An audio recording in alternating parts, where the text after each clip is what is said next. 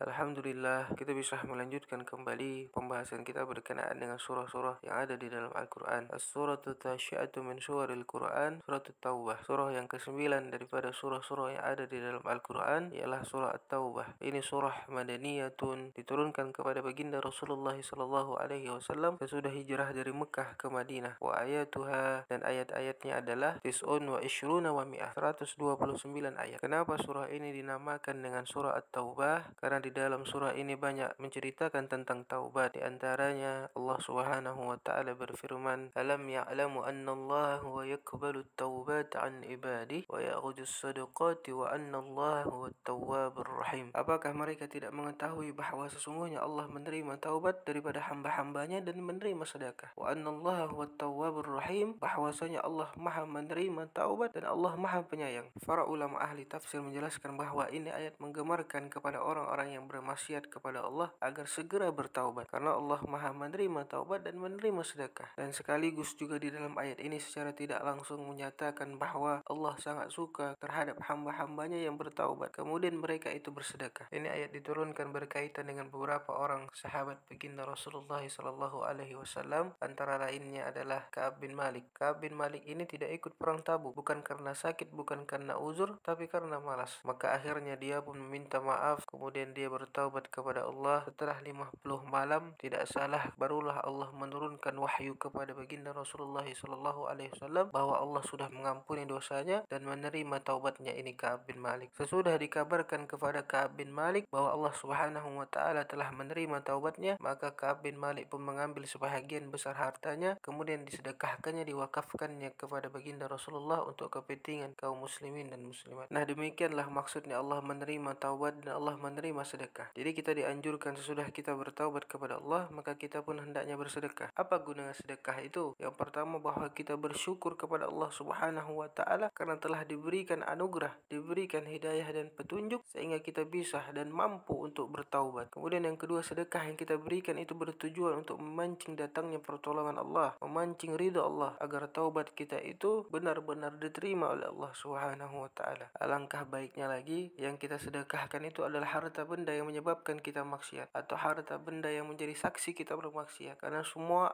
nanti itu akan bersaksi di hadapan Allah. Ada seorang laki-laki yang sedang sembahyang di kebunnya, kemudian pas saat dia sembahyang, dia malah memikirkan kebunnya sampai lupa sudah berapa jumlah rakaat yang dia kerjakan. Setelah selesai sholat, ia datang kepada Sayyidina Utsman bin Affan. "Wahai Sayyidina Utsman, aku tadi sembahyang tidak ingat lagi jumlah berapa rakaat sholatku gara-gara aku memikirkan kebunku ini. Sekarang kebunku ini aku wakafkan karena Allah Subhanahu wa taala." Nah, kita mendengarkan cerita ini sangat heran, sangat terkejut. Karena apa? Karena iman kita tidak seperti iman laki-laki ini. Coba andai kata umpamanya kita ini punya mobil, kita ini punya rumah, kita ini punya kebun, kita ini punya HP yang harganya mahal, kemudian dengan demikian itu kita melakukan maksiat, kita melakukan dosa kepada Allah, kemudian kita hendak bertobat kepada Allah, apakah kita sanggup mewakafkan semua harta benda yang tadi yang menjadi saksi kita bermaksiat kepada Allah? Nah, demikianlah yang perlu kita renungkan bersama. Semoga Allah Subhanahu wa taala mengampunkan dosa-dosa kita dan menerima taubat kita. Jadi hendaknya kita serius dalam bertaubat ini. Jangan kita main-main. Taubat kepada Allah daripada dosa itu hukumnya adalah wajibatun alal faur, wajib bersegera. Jadi tidak ada istilah menunda-nunda taubat. Sudahlah iman kita ini sangat sedikit, ditunda-tunda lagi taubat. Jadi alangkah baiknya begitu kita berbuat dosa, maka kita langsung dituntut untuk segera bertaubat kepada Allah. Kalau kita tidak bersegera bertaubat, maka akan mendapatkan dua dosa. Yang pertama, dosa melakukan maksiat, kemudian yang kedua, al-israru alal maksiyah, terus menerus membiarkan diri kita ini di dalam maksiat. Nah, perlu juga kita sama-sama belajar ada macam-macam jenis taubat. Yang pertama ada taubat minal kufur. Nah, ini taubat daripada kafir.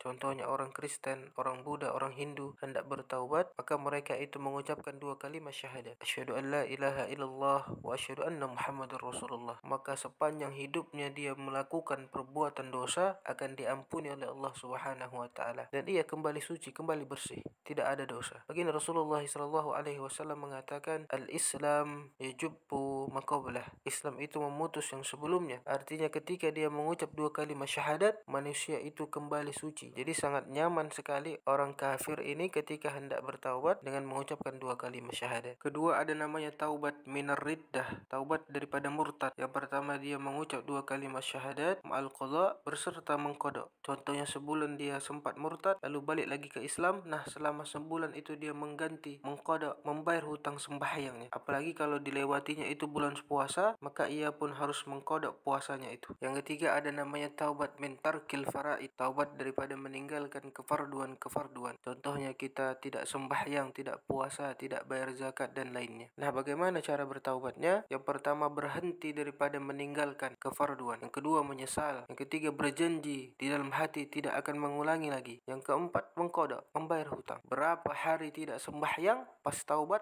qada, bayar hutang. Dan yang keempat ada namanya taubat min zulmil ghair, taubat daripada menzolimi orang. Macam mana taubatnya? Yang pertama berhenti, kedua menyesal, dan ketiga berjanji tidak mengulangi lagi, dan keempat minta halal, minta ridha, minta maaf kepada orang yang kita zalimi. Nah, ini baru namanya benar-benar bertaubat. Kemudian yang kelima, taubat minal muharramat allati la tata'allaku bil haqqil ghair, taubat daripada yang haram-haram. Ini tidak ada bersangkut pautnya dengan orang lain. Contohnya seperti minum arak, makan makanan yang haram, membuka aurat dan lain sebagainya. Ini berhubungan dengan diri sendiri. Macam mana taubatnya? Yang pertama menyesal, kemudian berjanji tidak mengulangi lagi, dan meninggalkan perbuatan itu. Nah, jadi ini wajib fardu ain bagi masing-masing daripada kita kalau kita hendak bertaubat kepada Allah Subhanahu wa taala dan meninjau kembali ke belakang kelakuan-kelakuan kita terdahulu. Bila ada salah kepada Allah, maka segera bertaubat. Kalau ada sangkut pautnya dengan harta orang, balikkan. Kalau ada sangkut pautnya dengan kefarduan, kewajiban kita kepada Allah, maka segera bertaubat. Kalau ada sangkut pautnya dengan pribadi orang, menyakiti hati orang, maka segera meminta maaf, minta halal. Kalau ada sangkut pautnya dengan perkara-perkara yang haram, maka segera bertaubat kepada Allah, supaya kita ini bersih daripada dosa dan kita ini hendak benar-benar bertaubat kepada Allah Subhanahu wa taala. Nah, jadi jangan kita pernah menganggap main-main, jangan kita menganggap sepele perihal taubat ini, karena kita belum tentu tahu apakah besok kita masih hidup atau tidak. Segeralah bertaubat kepada Allah. Dan taubat ini pun jangan kita merasa bahwa orang yang bertaubat itu adalah orang yang melakukan dosa. Orang yang bertaubat itu adalah orang yang melakukan maksiat. Kita ini sudah baik, kita ini sudah alim, tidak perlu bertaubat. Seharusnya selalu bermain dalam pikiran dan hati kita bahwa apakah kita ini sudah benar-benar menjadi orang yang bertaubat kepada Allah atau tidak. Apakah ada ucapan kita ini menyakiti hati orang atau tidak. Apakah hati kita ini ada berburuk sangka kepada orang atau tidak. Nah, jadi adalah banyak waktu yang bisa kita gunakan untuk kita selalu memperbaiki diri kita kepada Allah Subhanahu wa taala. Dan mudah-mudahan insyaallah di lain kesempatan kita akan melanjutkan kembali perihal surah At-Taubah ini. Allahumma ahsina aqibatana fi umuri kulliha wa ajirna min khizyi dunya wa azabil akhirah. Allahumma ij'al akhir kalamina la ilaha illallah Muhammad Rasulullah sallallahu alaihi wasallam. Allahumma ansur ikhwanina fi mujahidina fi Palestin wa khususan ila mujahidina fi Gaza. Ya Allah ya Rabbal alamin. Wal afu minkum. Wassalamu alaikum warahmatullahi